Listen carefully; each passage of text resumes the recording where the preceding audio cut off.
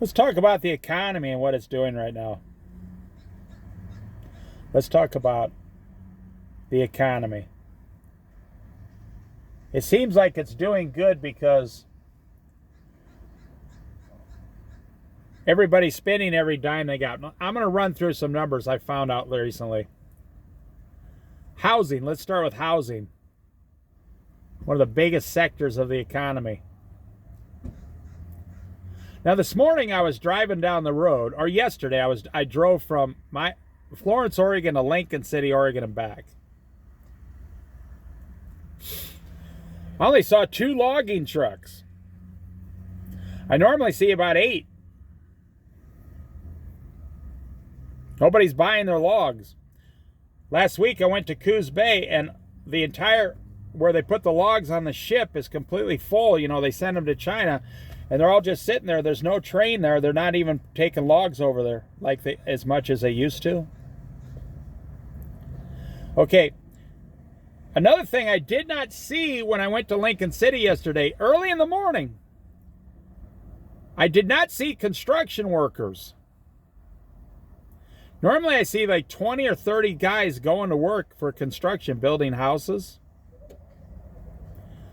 I only saw 2 or 3 cars of construction workers. Another thing I did not see is delivery trucks delivering and semis. I normally see 20, 25 semis going up and down the coast all the way. I probably saw 4.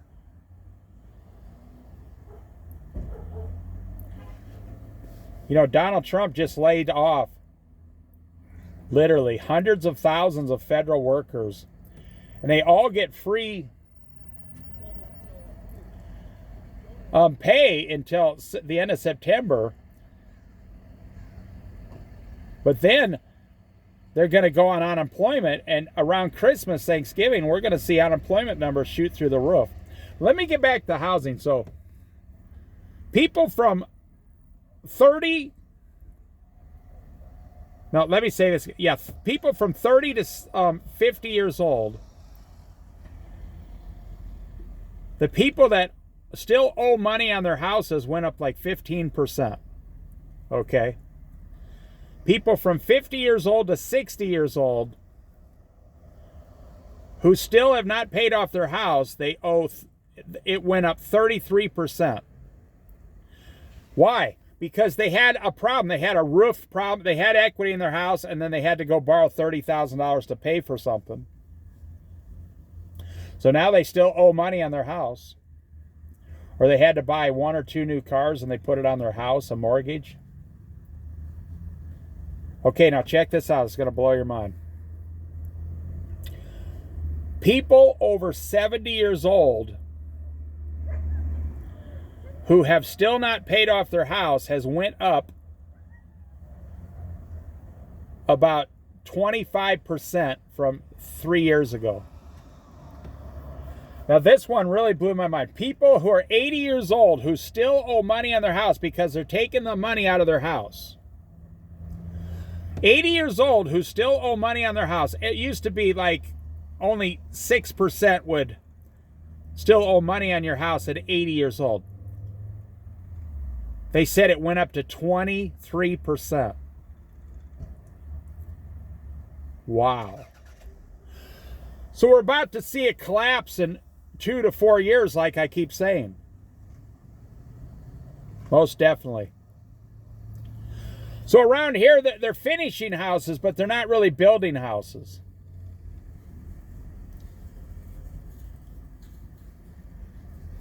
I see a lot of closed businesses up and down the coast. I see a few new ones opening, but then no offense, but they're the dumbest businesses you could ever open, and they're going to be out of business in 2 or 3 years because they're stupid businesses. They're not going to make it.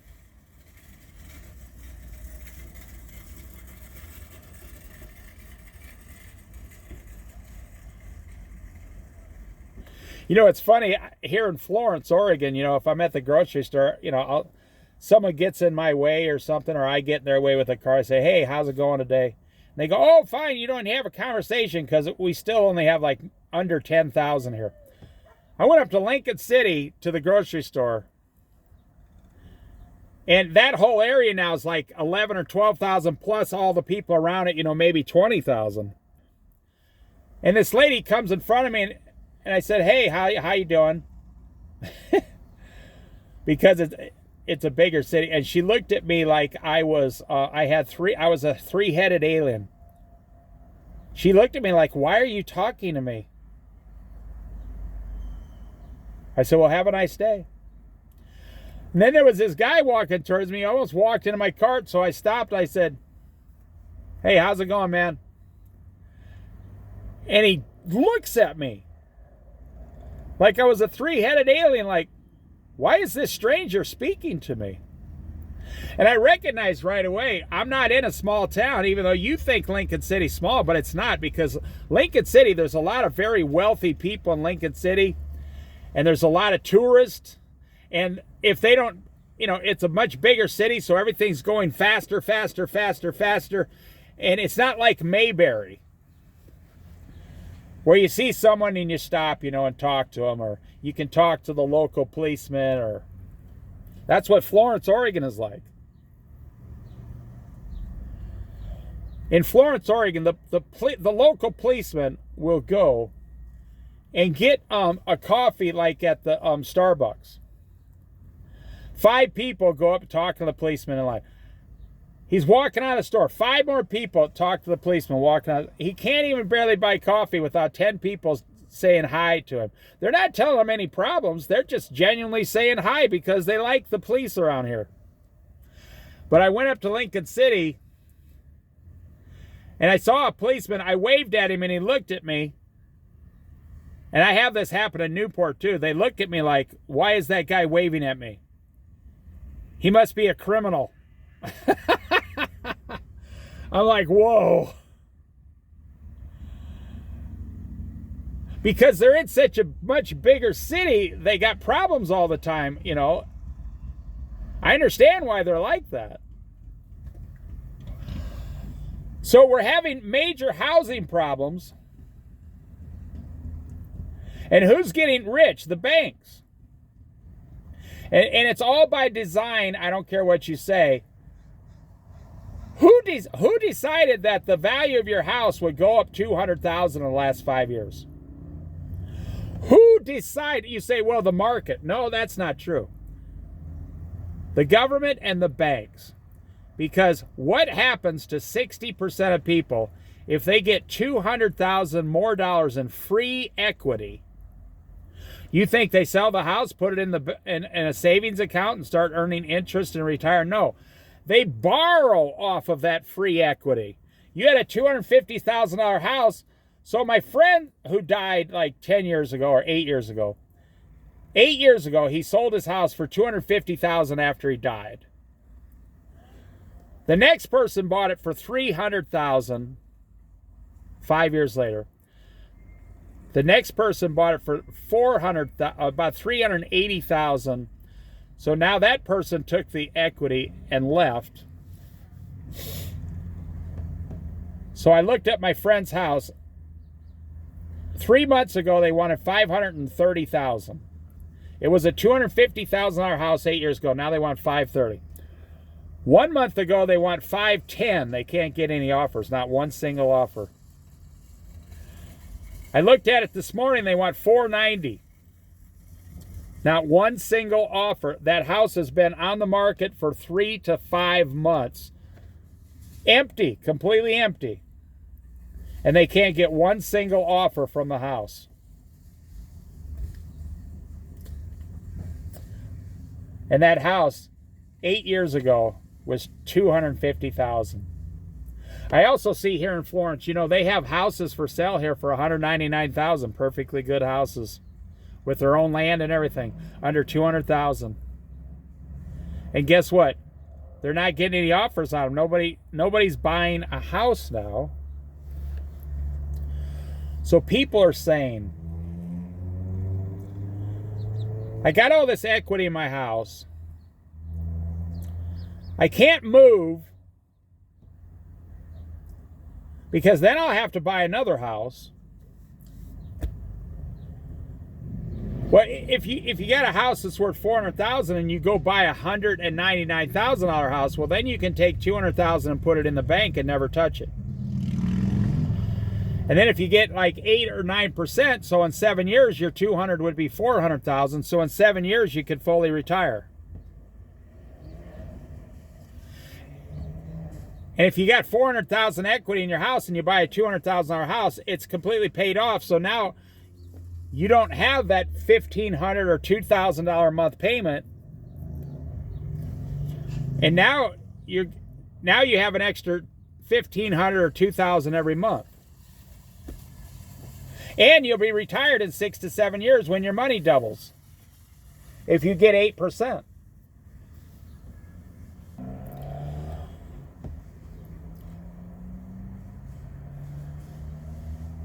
You know, so the housing market is stuck. It's completely stuck. It's stopped. It's stuck. The prices are going up. They said for the first time now, there's more sellers than buyers. No, I think I got it backwards. There's more buyers than sellers for the first time. People aren't selling their house. Well, it could actually be both ways, actually, with how can it depends on what market you're in.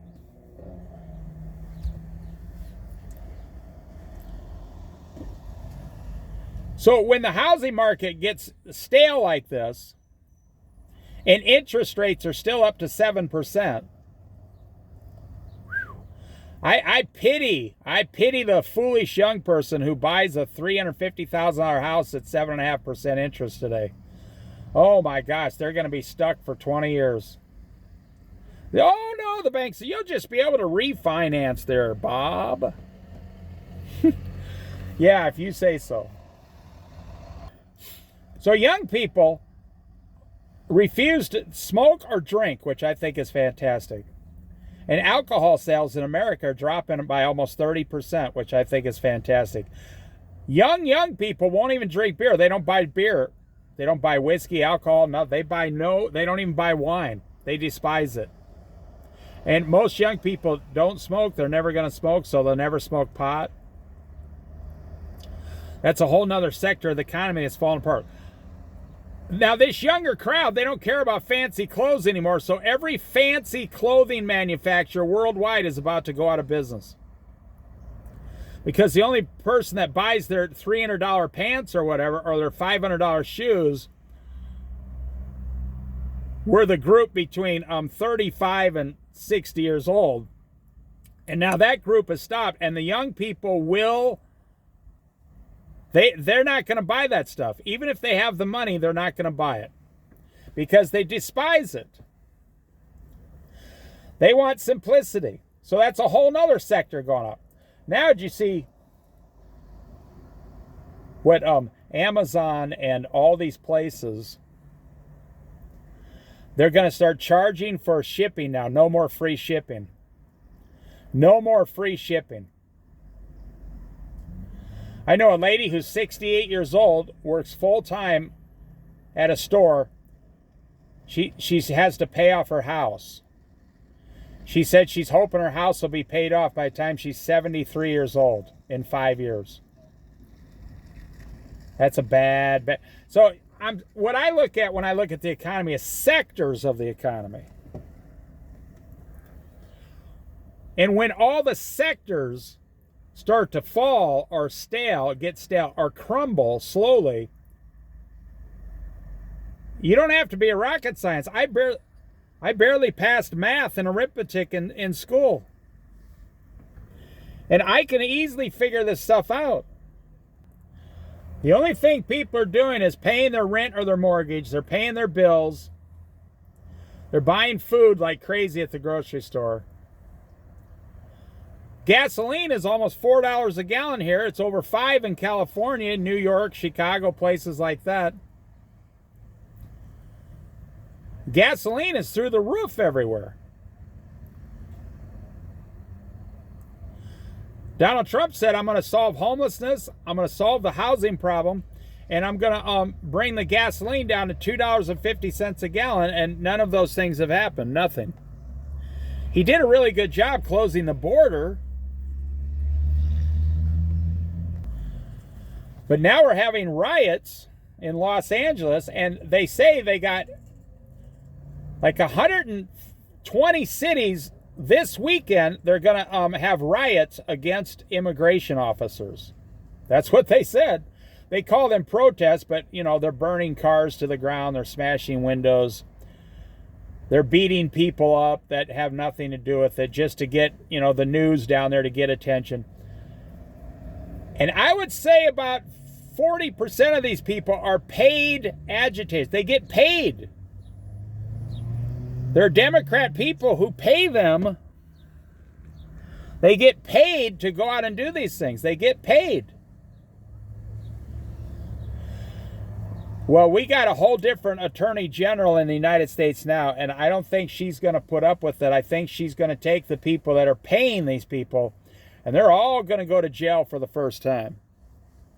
I do believe that. But I'm only talking about it because it affects the economy. They had to close part of Los Angeles, downtown Los Angeles yesterday. We have United States Marines in the city. So what else is there? There's clothing that's falling apart. Housing is falling apart. Food is still increasing. So people are being forced to buy the food. You're forced to buy the food. Everything is by design, according to the Bible, the 666. Now, you're going to think I'm a crazy person, but in the book of Revelation, you're going to have a seal on your hand or forehead to buy or sell. They're trying to, that's what artificial intelligence is for, to eventually track every move everyone makes after the rapture. They need to have all these systems set up in place to track everybody on earth. And the devil is going to be in charge of that for 7 years. So what other sectors are there? You got your clothing, your food, your gas, your energy. Energy's not going down. Your employment, your jobs. You know, it's funny. We had 135,000 jobs created in May. Now, I got to tell the truth when I see the truth. If Joe Biden created 135,000 jobs in any month of May, they would have said it's horrible, horrible, horrible, horrible, horrible. The worst job numbers on the planet, only 135,000 jobs. But Donald Trump created 135,000 jobs in May, and Fox News and everybody, oh, that's way more than expected. We're doing great. Everything's great. Okay, so let's see how great that is. 135,000 divided by 50. Do you know that's only about 2,500 jobs per city in America, or per state? So if you divide it by 50 states, 50 into 135,000 is about 2,500, somewhere around there off the top of my head. So the state of Oregon in May only created 2,500 jobs. The state of California in May only created 2,500 jobs. Those are horrible numbers. I don't care who the president is. I'm not a politician. Those are horrible numbers. Do you remember during the first 4 years of Donald Trump, he was creating like 500,000 jobs every single month? Because the pandemic was getting over, and he was creating like 500,000 jobs a month. And now he's creating 150,000 a month. We had 1 month with like 250. But then you see that was in April, and then in May it was less than 150. We have an economy in decline right now. I'm going to end this video here. I'm going to say, a lot of people who think they know what they're doing are going to learn a lot of really hard lessons in the next 2, 3, and 4 years. Like you're out there thinking, I want to invest my money. I got 50,000. I want to invest my money. I'm not going to stock up, cans of rice and beans or whatever. No, I'm not going to become self-sufficient. I'm not going to pay off my debt. Everything's fine. I got a really secure job. I'm an assistant manager. Well, I wish it weren't so, but in the next 2 to 3 or 4 years, we're going to see tens of millions of Americans learning the really hard lesson that they've never learned in life yet.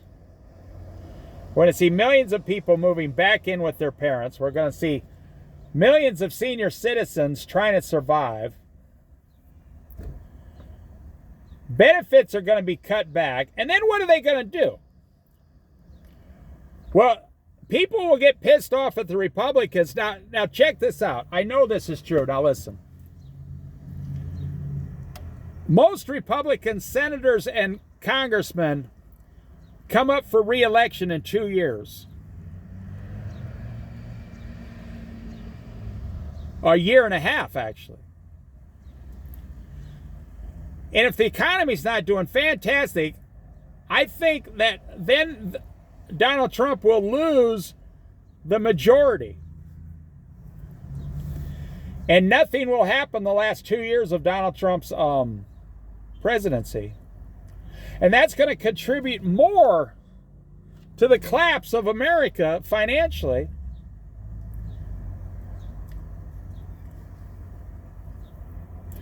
Donald Trump's trying to pass his big, beautiful bill. Everybody knows about it. The part about the senior citizens, no tax on Social Security, did not make it in there. He promised 100 times in the campaign trail.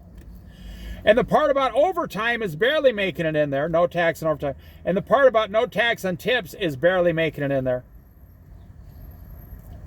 And he's raising the deficit $3 trillion in the next 3 years. That's why Elon Musk got mad.